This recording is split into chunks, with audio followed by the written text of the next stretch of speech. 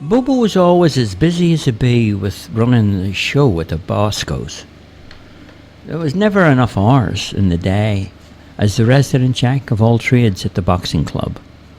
As busy as he was, he seemed to get by okay with organising the fights, hosting quiz nights, selling raffle tickets, mixing in with the right crowd, and getting all of the things done that needed fixing. The only real problem Bobo couldn't fix was the accounts. Most of the payments and cash he received was put in a tin, while all the bills and outgoing payments were put in a bin, one on top of the other, and they were plucked out whenever the time was right for them to be paid. The deals and other transactions were made verbally by word of mouth, with a huge amount of trust attached. There was no official daily record kept with a ledger book, mainly due to the fact that Bobo was illiterate. For all of the years Bobo ran the club, he had always managed to get by without any evidence of the running costs, and nothing or no one had ever questioned that, until now. It had to happen. Sooner or later, the income revenue called, and they asked for all of the receipts during the past 10 years, as well as account books, banking records, because they were going to conduct a 10-year audit of the business. Bobo tried to explain that most of the figures were all in his head, and if someone was willing to sit with him and write it all down, I'm sure that that would be sufficient. Needless to say, the request fell to the floor like a boxer to the canvas after a knockout punch, and the matter was never risen again, for the tax department allocated Bobo 6 months to get all of the paperwork together for the audit.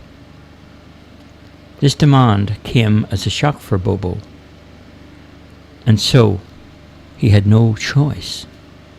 In order to save the boxing club incurring fines, as well as the threat of closing the doors to the club, it was decided that he would have to go to school to learn how to read and write. Being born an orphan was difficult enough for Bobo in his early years. The challenges he met early on in his life were not easy, and yet he was able to contend well with those, and he grew up without getting to know about things like arithmetic or the alphabet. Those academic skills were not that important for him back then. Reading and writing were other skills that Bobo never had the joy in learning how to do. But now was the hour, and somehow he had to find a school where he could learn how that could be done. And so he did find a place, an evening college. But there was no way that Bobo was going to do that alone. Not at his age. He didn't want to look silly being the only one sitting in a classroom. So he thought about taking another person along for the ride. The only person he could think of who might need a similar education was his good old friend Charlie. But he had to present his proposal as if Charlie needed to go to school and not Bobo. And so off he went looking for Charlie. He walked all around the village, checking out some of the usual hangout spots Charlie frequented, like the handball alley, the football pitch, the playground and the park and the old tin hut where the card schools were held.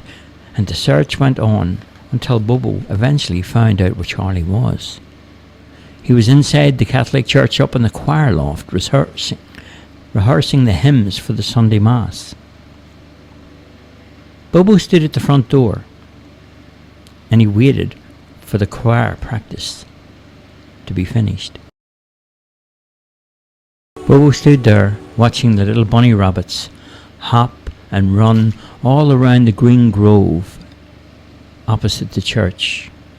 As he watched the rabbits hopping around, he thought briefly about maybe trapping the rabbits and making some extra cash for dog food. Charlie came out the front, and he was surprised to see Bobo standing there. "Hi, Bobo! What's going on? I've never seen you here at the church before." Bobo smiled and he replied, Well, see, let me tell you, Charlie. I was just chasing them rabbits over there, and then I heard something. It was like the voice of angels singing. So I followed the voices, brought me over here, and I've been standing here listening. The music seemed to be coming from up there, the roof in the church. Charlie stuck out his chest and he said, "Well, that was me in the choir you heard singing, Bobo. We practice in the loft every Thursday with Father Mark, who plays the organ."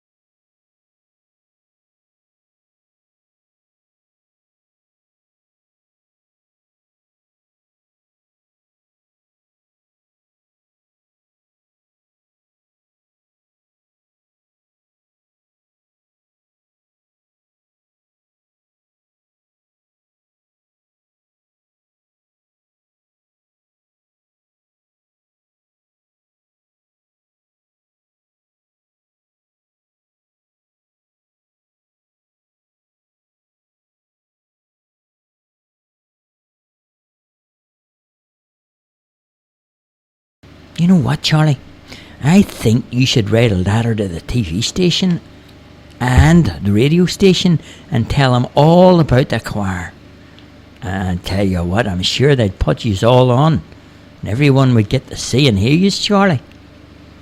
Charlie replied, well, I would if I could, but I can't, so I won't, Bobo, because, as you already know, I can't read or write. Bobo looked sympathetically and smiled and said to Charlie, you know what? Well, that's no problem. Because I'm sure there's somewhere where you could learn to write. And if you did, Charlie, your singing career is bound to benefit from that. Bound to. Charlie seemed interested now, and he said, do you really think it would help, Bobo?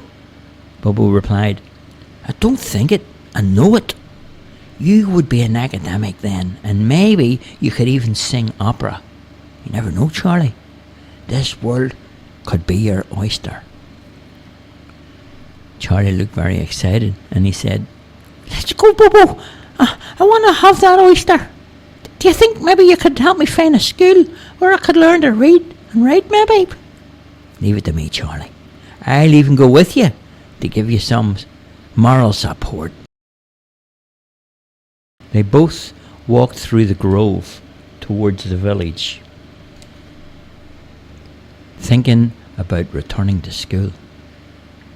So, later in the week, after many inquiries, Bobo enrolled himself and Charlie into a Bridging the Gap course that included a basic introduction to elementary English, as well as an introduction to reading and writing skills.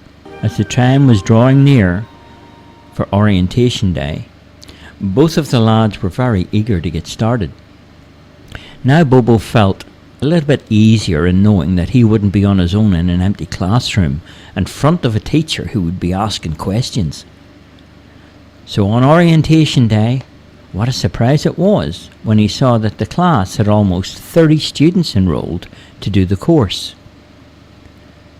After they all sat down behind their desks, everyone was talking amongst themselves, and Bobo whispered, it's better than chasing rabbits, Charlie. I'm chasing a dream now, and I've got my eyes on that oyster. The teacher called for quiet in the classroom, and then he asked all of the students to introduce themselves to the class and explain the reason why they were there. So when it was Charlie's turn to talk, he started to explain that he was going to become an opera singer, and that by learning how to write might help him with his career. Most of the class weren't interested really, and they were driven into silence with the story, but Bobo spoke up then about how he was involved with running a boxing club, and suddenly he had everyone's attention. This interested everyone. Even the teacher immediately reacted by asking questions about the boxing club.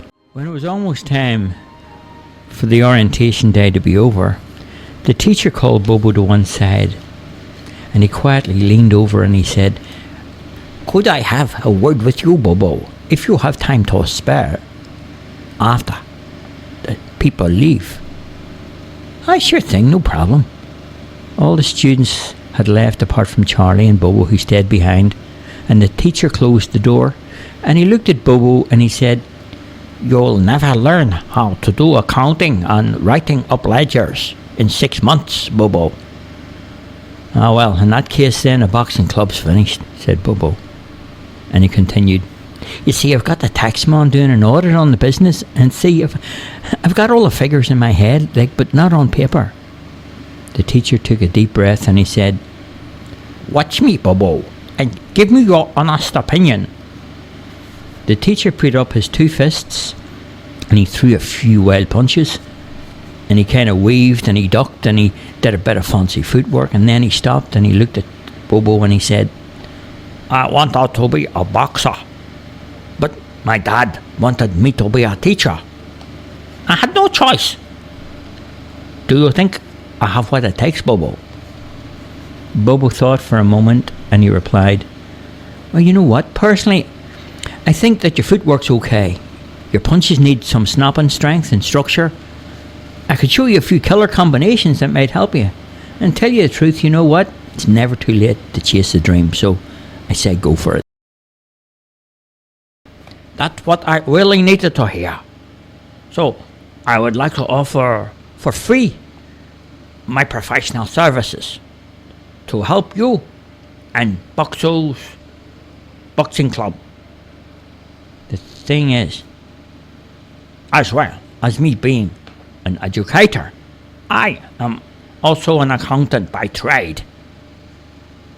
And with the information you have in your head, I can put together paperwork as proof for the taxman, and that will help you keep the boxing club open. Bobo could hardly believe his luck, and he said, I forgot all about miracles years ago, but now with your help I'm a believer again. If you do that for me, I'll make a professional boxer out of you. The teacher smiled, and he reached out his hand and he said, When is my first training session then? Bobo replied, Tomorrow morning, and every other morning after that. We start at dawn. Charlie said, What about my singing lessons then? Bobo replied, One thing at a time, Charlie. The teacher seemed interested. He looked at Charlie and he asked some questions about his opera singing. Charlie informed the teacher that Bobo suggested that if he wrote some letters to the television stations and the radio stations telling them all about the church choir who could sing in Latin, they might get a break and some promotion. The teacher also thought that that was a great idea, and so he offered to write those letters for Charlie to the TV stations and the radio in the hope that the choir could get somewhere on some station, that they could be slotted in and exposed to a bigger audience. When Charlie heard what the teacher said, he was often way up in the clouds, chasing his dream of becoming an opera singer. Bobo nudged Charlie. What are you doing, Charlie? Come on, it's way past your bedtime. We better get you home, said Bobo. So they said goodbye to the teacher and they made their way to the bus stop. The evening sunset was now trapped by the night.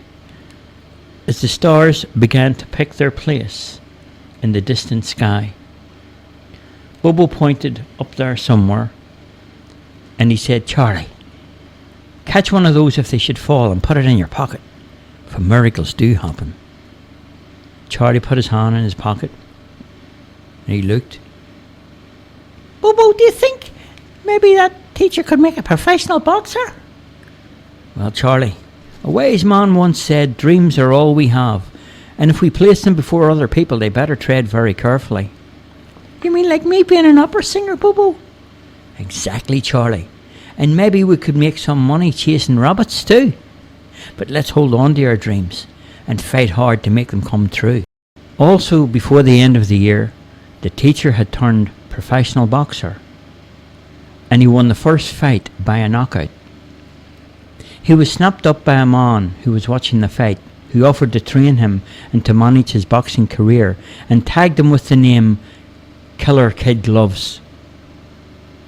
Charlie and the boys in the choir had also appeared on national radio and television, and they won the final of the country and city provisional singing competition that went to air all over the country on one of the largest television networks. And life was opening up new possibilities for Charlie and Bobo. The end.